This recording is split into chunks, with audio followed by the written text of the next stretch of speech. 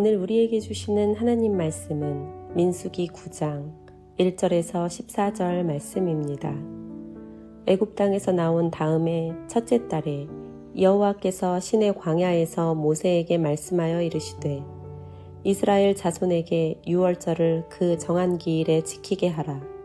그 정한 기일 곧 이달 14째 날 해질 때에 너희는 그것을 지키되 그 모든 율례와 그 모든 규례대로 지킬지니라. 모세가 이스라엘 자손에게 명령하여 유월절을 지키라 하매 그들이 첫째 달 14째 날 해질 때에 시내 광야에서 유월절을 지켰으되 이스라엘 자손이 여호와께서 모세에게 명령하신 것을 다 따라 행하였더라. 그때에 사람의 시체로 말미암아 부정하게 되어서 유월절을 지킬 수 없는 사람들이 있었는데 그들이 그날에 모세와 아론 앞에 이르러 그에게 이르되 우리가 사람의 시체로 말미암아 부정하게 되었거니와 우리를 금지하여 이스라엘 자손과 함께 정한 기일에 여호와께 헌물을 드리지 못하게 하심은 어찌함이니이까. 모세가 그들에게 이르되 기다리라. 여호와께서 너희에게 대하여 어떻게 명령하시는지 내가 들으리라. 여호와께서 모세에게 말씀하여 이르시되 이스라엘 자손에게 말하여 이르라. 너희나 너희 후손 중에 시체로 말미암아 부정하게 되든지 먼 여행 중에 있다 할지라도 다 여호와 앞에 마땅히 유월절을 지키되 둘째 달 14째 날 해질 때에 그것을 지켜서 어린 양의 무교병과 쓴 나무를 아울러 먹을 것이요 아침까지 그것을 조금도 남겨두지 말며 그 뼈를 하나도 꺾지 말아서 유월절 모든 율례대로 지킬 것이니라.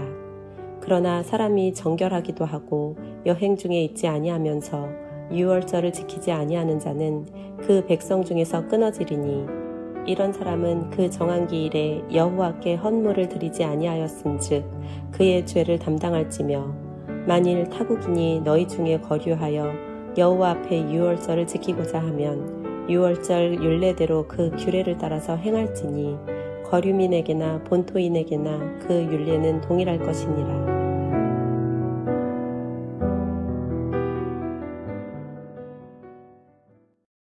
이스라엘 백성들은 출애굽을 한 후에 3개월 만에 시내산에 도착을 했습니다. 이 시내산은 모세가 불붙은 떨기나무 앞에서 신발을 벗고 하나님을 만났던 곳으로 그때는 호렙산이라고 불렀습니다. 이제 앞으로는 그곳을 이 시내산이라고 불려지게 됩니다. 출애굽을 한 지 1년이 지났을 때 그곳에서 첫 번째 유월절을 지키게 됩니다. 이스라엘 백성들이 출애굽을 한 달이 히브리인들이 쓰던 달력으로 아비벌이었습니다. 오늘날의 3월 혹은 4월에 해당합니다. 이때는 애굽에서 보리가 익어가는 시기입니다. 애굽 사람들이 이스라엘을 놓아주지 않을 때 하나님이 5번째 재앙으로 돌림병으로 가축을 치셨습니다. 그리고 7번째 재앙으로서 우박으로 보리가 싹이 나오는 시기에 모두 상하게 하셨습니다. 출애굽기 9장 31절에 보면 그때 보리는 이삭이 나왔고 삼은 꽃이 피었으므로 삼과 보리가 상하였으나 라고 되어 있습니다. 이때가 애굽의 농경 주기상 2월인 것을 우리가 알게 됩니다. 그리고 하나님께서 이어서 내리신 메뚜기의 재앙, 8번째 재앙은 그 외에 남은 모든 식물들, 야채나 그 외의 모든 종자를 다 갉아먹는, 그래서 초토화시키는 재앙이 바로 메뚜기의 재앙이었습니다. 애굽에서 아무것도 없는 것을 보면서 이곳은 우리가 정착할 땅이 아니라 떠나야 되는 땅이구나. 출애굽을 한 날이 아비벌 14일이었던 것입니다. 그러므로 이스라엘 백성들에게 그 날은 새 출발의 날로 정해지게 되었고 바로 그날은 마지막 재앙이었던 10번째 재앙, 죽음의 심판이 있고 그것을 넘어가서 구원을 얻은 날이기 때문에 정확히 1년 후에 그들은 시내산에 머물고 있을 때 그날을 유월절로 지키게 된 것입니다. 바로 출애굽 제2년 14일입니다. 오늘 본문의 첫 절인 민수기 9장 1절부터 보겠습니다. 애굽 땅에서 나온 해 첫째 달에 여호와께서 시내 광야에서 모세에게 말씀하여 이르시되 이스라엘 자손에게 유월절을 그 정한 기일에 지키게 하라. 그 정한 기일 곧 이달 14째 날 해질 때에 너희는 그것을 지키되 그 모든 율례와 그 모든 규례대로 지킬지니라. 이처럼 오늘 본문은 유월절에 대한 말씀입니다.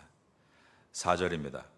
모세가 이스라엘 자손에게 명령하여 유월절을 지키라며 그들이 첫째 달 14째 날 해질 때에 시내 광야에서 유월절을 지켰으되 이스라엘 자손이 여호와께서 모세에게 명령하신 것을 다 따라 행하였더라. 하나님은 유월절과 무교절 규례를 이미 출애굽 직전에 제정하셨습니다. 출애굽기는 하나님께서 10가지의 재앙을 내리셨다는 것을 기록할 때 7장과 8장과 9장, 10장까지 넉 장을 통해서는 첫 번째 재앙부터 9번째 재앙까지를 기록합니다. 그런데 마지막 재앙인 애굽인들의 모든 장자를 하나님께서 심판하시는 그 마지막 재앙은 11장과 12장 그리고 13장 16절까지 아주 방대하게 기록을 해나갑니다. 그 이유는 애굽에 내려진 마지막 10번째 재앙은 단순한 하나의 사건이 아니라 구원에 대해서 가르치는 메시지이고 그 메시지는 유월절과 무교절을 이해해야만 알 수 있는 가르침이기 때문입니다. 그래서 출애굽기서는 10번째 재앙을 기록하면서 앞으로 매년 지키게 될 유월절의 규례와 무교절의 규례에 대해서 아주 상세하게 기록해 나가는 것입니다. 이스라엘 백성들이 출애굽을 한 그날 하나님의 재앙에 넘어간 너물유, 너물월, 유월을 준비하면서 하나님의 명령에 따라 먼저 어린 양을 잡은 후에 집을 좌우 문 설주와 임방에 발랐습니다. 그리고 그 양고기를 불에 구워서 무교병과 쓴 나물과 함께 먹었습니다. 즉 유월절 어린 양의 목적은 음식을 맛있게 요리해 먹는 것에 있지 않고 빨리 요리해서 먹고 출발하기 위한 목적이었다는 것을 보여줍니다. 그리고 상위에 음식을 올려놓고 앉아서 먹은 것이 아니라 하나님 명령을 따라서 허리에 띠를 띠고 발에 신을 신고 손에 지팡이를 잡고 즉 떠날 준비를 완전히 하고 서서 먹었습니다. 이것은 구원이 어떻게 이루어지는가를 보여주고 있고 이것을 신앙 속에 뿌리 내리게 하시기 위해서 절규로 만들어서 지키라고 하신 것입니다. 이스라엘 백성이 출애굽한 날 유월절의 원형을 그대로 재현했지만 그날 무교병을 먹은 것에 대해서는 이제 앞으로 매년 무교절 예식을 치르면서 그 의미를 더 깊게 배워가게 됩니다. 무교병, 한자어로 없을무, 그리고 효소효입니다. 효소가 없다. 그런데 이것을 교라고 발음을 하게 됐습니다. 병은 떡병자입니다. 그래서 무교병은 효소가 들어있지 않고 발효가 되지 않은 상태의 떡을 가리킵니다. 하나님께서 출애굽을 막 앞두고 마지막 재앙을 임하게 한 그날 밤에 무교병을 먹으라고 하신 이유는 신속하게 애굽을 떠날 수 있기 위해서입니다. 누룩을 넣고 반죽을 하게 되면 이 반죽이 발효되면서 부풀기까지 시간이 많이 걸리는 것입니다. 그러면 애굽의 탈출을 지체하게 되고 그 사이에 애굽 왕 바로의 마음이 바뀌거나 이스라엘 백성의 마음이 바뀔 수도 있기 때문입니다. 그러므로 무교병 규례는 하나님의 뜻을 따라 나설 때는 지체해서는 안 된다. 그것을 가르치는 방법입니다. 이스라엘 백성들은 이 무교병을 굽기 전에 생반죽 상태로 어깨에 메고 출애굽을 했습니다. 그리고 이동간에 그것을 조금씩 떼서 하나님께서 만나를 주시기 전까지는 불에 구워서 먹은 것입니다. 이것을 기념하기 위해서 이스라엘 백성들은 유월절 그 다음에 이어서 무교절을 지켰는데 아비벌 14일이 유월절입니다. 저녁부터 유월절이 시작이 되고 그리고 그 다음 날 이제 15일 저녁부터는 무교절이 시작이 됩니다. 무교절은 일주일 동안 진행이 됐습니다. 그런데 시간이 지나면서 유월절과 무교절을 나누지 않고 유월절 안에 무교절이 포함되는 형식이 되면서 유월절이 하루고 무교절이 7일 둘 다 합해서 유월절의 총 길이가 8일이 되게 됩니다. 올해 우리나라 추석 연휴가 환상적인 연휴다 계속 뉴스에 나오는데요. 최고 열흘까지 연휴를 만들 수 있다. 다 들떠 있습니다. 그런데 유월절은 휴양지로 놀러 가는 시간이 아니고 어린 양을 통한 구원의 은혜에 감사하고 그 은혜를 잊지 않고 기억하기 위해서 쓴 나물을 먹고 무교병을 먹는 시간이 유월절이었습니다. 9장 6절을 보겠습니다. 여기에는 유월절을 지킬 수 없는 사람들이 있다라고 되어 있습니다. 그들은 사람의 시체를 가까이 한 사람들 혹은 유월절 기간에 여행 중인 사람들입니다. 그때 사람의 시체로 말미암아 부정하게 되어서 유월절을 지킬 수 없는 사람들이 있었는데 그들이 그날에 모세와 아론 앞에 이르러. 자, 6절 말씀 한 번 더 읽어보겠습니다. 그에게 이르되 우리가 사람의 시체로 말미암아 부정하게 되었거니와 우리를 금지하여 이스라엘 자손과 함께 정한 기일에 여호와께 헌물을 드리지 못하게 하심은 어찌함이니이까. 시체로 인해서 부정하게 되는 경우는 전쟁에 참여함으로 발생할 수 있고 또 가족이나 가까운 이웃이 죽음으로 장례를 거들다가 발생할 수 있습니다. 그런데 마침 그때가 유월절 기간이었으므로 그들은 부정한 시체를 가까이 하게 되면 예식에 참여할 수 없다는 이 규례에 따라 유월절을 참석할 수 없게 된 것입니다. 왜냐하면 그런 경우는 일주일 동안 마을 밖에 있다가 안으로 들어와야 했기 때문입니다. 그런데 7절을 보면 어떤 사람들이 와서 말을 한 것입니다. 우리가 어쩔 수 없이 시체와 가까이 할 수밖에 없었는데 그렇다고 우리가 하나님께 예배드리는 것을 배제한다는 것은 부당하다고 저희는 생각합니다. 이렇게 청원을 한 것입니다. 7절을 다시 보면 그에게 이르되 우리가 사람의 시체로 말미암아 부정하게 되었거니와 우리를 금지하여 이스라엘 자손과 함께 정한 기일에 여호와께 헌물을 드리지 못하게 하심은 어찌함이니까. 그들의 마음은 예쁜 마음입니다. 예배를 드리고 싶고 예물을 드리고 싶은데 우리가 그런 기회를 상실한 것이 너무나 안타까우니 우리를 도와달라는 부탁입니다. 예전에 저희 교회 안에도 주일 아침에 회사에 출근을 하시느라 오후에만 시간이 되시는 분들이 계셨을 때 저에게 찾아오셔서 정말 미안한 마음이지만 저희를 위해서 예배를 좀 드려줄 수 있지 않습니까? 라고 요청하신 적이 있었습니다. 그렇게 귀한 요청을 어떻게 제가 마다하겠습니까? 그래서 단 몇 분을 위해서 오후에 시간을 내서 예배를 하나를 더 증설하고 예배를 드렸던 일들이 있습니다. 모세도 이 사람의 요청에 대해서 잘 알겠습니다. 내가 하나님께 여쭙겠습니다. 라는 답변을 준 것입니다. 그리고 그 일에 대해서 하나님께 여쭈었을 때 하나님께서는 그들을 위해서 6월절 아비벌 14일에서 한 달 뒤인 둘째 달 14일에 그들을 위한 예배를 따로 인도하라라고 말씀하셨습니다. 9장 8절입니다. 모세가 그들에게 이르되 기다리라. 여호와께서 너에게 대하여 어떻게 명령하시는지 내가 들으리라. 여호와께서 모세에게 말씀하여 이르시되 이스라엘 자손에게 말하여 이르라. 너희가 너희 후손 중에 시체로 말미암아 부정하게 되든지 먼 여행 중에 있다 할지라도 다 여호와 앞에 마땅히 유월절을 지키되 둘째 달 14째 날 해질 때에 그것을 지켜서 어린 양의 무교병과 쓴나물을 아울러 먹을 것이요 아침까지 그것을 조금 더 남겨두지 말며 그 뼈를 하나도 꺾지 말아서 유월절 모든 규례대로 지킬 것이니라. 시간이 바뀌었지만 유월절 예배 내용은 원래의 목적과 전혀 다르지 않게 온전하게 그 다음 달 14일에 한 번 더 예배를 인도한 것입니다. 우리는 여기서 두 가지의 교훈을 얻게 됩니다. 하나는 엄격함입니다. 이스라엘 백성들에게 유월절 예배를 통해 구원의 감격을 바르게 깨닫게 하기 위해 엄격하게 정확하게 예배를 드리고 있습니다. 또 하나는 유연함입니다.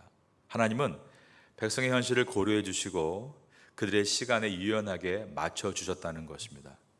저는 항상 우리가 이 두 가지 엄격함과 유연함을 붙들어야 한다라고 생각합니다. 엄격함만 가지고 있으면 고집이 되는 것이고 유연함만 가지고 있으면 우유부단이 되기 때문입니다. 그리고 이 두 가지 균형을 얻기 위해서는 하나님께 기도하는 지혜가 필요합니다. 사람들이 하는 말을 가만히 들어보면 예배를 귀하게 여겨서 꼭 드리고 싶은 마음에 요구하기보다 예배를 소홀히 여겨서 핑계거리를 찾아 불평하는 경우들이 있습니다. 예배 시간이 너무 일러서 못 간다는 사람이 있는가 하면 반대로 예배 시간이 너무 늦어서 못 간다는 사람이 있습니다. 정말 예배를 드리고 싶은데 환경이 어쩔 수가 없어서 그런 것이라면 하나님 앞에 간절히 기도해야 합니다. 하나님께서는 예배를 드리고 싶은 그 심령에게 아주 빠르게 응답하십니다. 오래전에 제가 방콕에 있는 한인교회에서 천년부 담당 목사를 하고 있을 때 이른 아침부터 방콕에서 공부하는 친언니와 여동생, 그러니까 그 두 자매가 교민 잡지 하나를 들고 교회를 찾기 시작한 겁니다. 교통비가 넉넉하지 않으니까 두 유학생은 마이돈 대학에 있는 짜프라가양 건너편에서 버스를 타고 우선 강을 건넜습니다. 그리고 지상철로 갈아타서 팔람까오에 이르렀고 또 오토바이를 타서 교회에 왔는데 이미 오후 1시가 된 것입니다. 파김치가 돼서 그 두 자매가 도착을 했는데 때마침 그때 청년부 예배가 시작이 됐고 두 자매가 많은 눈물을 흘리며 은혜를 받던 기억이 납니다. 그때 이후로 이 두 학생은 거처를 이곳저곳 옮겨 다니면서도 하루도 빠지지 않고 주일에 교회에 나와 예배를 드리고 봉사하고 또 둘 다 무사히 대학을 마치고 한국으로 돌아갔습니다. 그리고 그 중에 동생은 지금 네팔에 있는 한인 대사관에서 일을 하고 있습니다. 하나님께 예배를 드리고 싶어하는 그 마음을 하나님이 얼마나 기쁘게 여겨주시는지 모릅니다. 그리고 그런 이유로 예배 시간을 하나 더 열어달라고 하면 목회자도 당연히 기쁜 마음으로 예배를 열 수 있는 것입니다. 그런데 예배를 드리고 싶지 않은 것을 가지고 시간이 안 맞는다, 환경이 안 맞는다, 사람이 안 맞는다, 교회가 멀다, 교회가 작다, 교회에 은혜가 없다 이렇게 말하는 것은 핑계를 대고 있는 것이고 그럴 때는 하나님의 엄격함이 적용돼야 하는 것입니다. 13절을 보겠습니다. 그러나 사람이 정결하기도 하고 여행 중에도 잊지 아니하면서 유월절을 지키지 아니하는 자는 그 백성 중에서 끊어지리니 이런 사람은 그 정한 기일에 여호와께 헌물을 드리지 아니하였은즉 그의 죄를 담당할지며. 유연함도 있어야 되지만 분명히 엄격함도 있어야 합니다. 충분히 예배를 드릴 수 있는 상황임에도 다른 이유를 대고 자기 약속을 잡고 우선순위를 뒤로 미루는 것에 대해서 하나님은 그 백성 중에서 끊어내라라고 말씀하셨습니다. 이 엄격하신 경고는 우리의 삶에 구원은 값없이 받는 것이지만 왜 은혜를 받지 못하는 것을 돌아보게 하시는 말씀입니다. 우리가 결코 완벽할 수는 없습니다. 어떠한 인간도 하나님의 말씀을 완전하게 지켜낼 수는 없습니다. 그것을 너무 추구하려고 하면 자칫 잘못하면 내가 좀 더 잘하는 것을 남에게 말을 함부로 하고 단정짓는 채찍이 될 수 있는 것입니다. 자기의 의를 드러내는 자랑이 될 수도 있습니다. 우리가 하나님 앞에서 말씀을 힘써 지키려는 목적은 오직 하나입니다. 하나님의 그 은혜에 감사하고 그분을 사랑하기 때문에 힘써 지키는 것입니다. 모든 하나님의 말씀은 인간의 한계와 죄성을 드러내는 것에 목적을 두고 있습니다. 우리가 하나님 앞에 나오면 나올수록 깨닫는 것은 완벽할 수 없다는 것입니다. 그러면 우리가 무엇을 기다리게 됩니까? 우리의 완전함이신 예수 그리스도의 십자가를 기다리고 바라보게 되는 것입니다. 성도가 구원의 완성인 영화로 갈 때 성화의 과정은 그러므로 겸손하고 우리가 완벽할 수 없으니 주님의 나를 기다리게 만드는 것입니다. 하나님께서 우리를 위해서 십자가에서 희생하심으로 우리가 구원을 얻은 것임을 알게 되는 것, 바로 이것이 은혜입니다. 예배 안에서 말씀을 통해 은혜를 받는 성도가 될 수 있기를 바라겠습니다.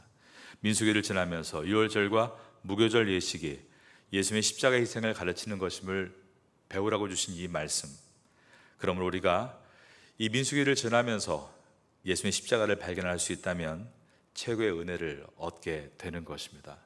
그 은혜를 만날 수 있는 우리가 될 수 있기를 예수님의 이름으로 축원합니다.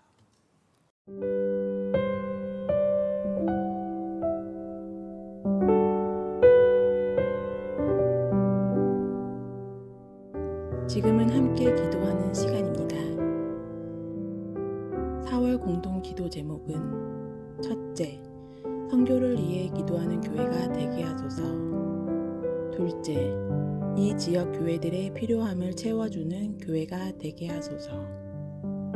셋째, 지역사회를 섬기는 교회가 되게 하소서. 넷째, 태국 목회자들과 한국 선교사들을 후원하는 교회가 되게 하소서. 말씀을 붙잡고 기도하는 귀한 시간 되시기를 소망합니다.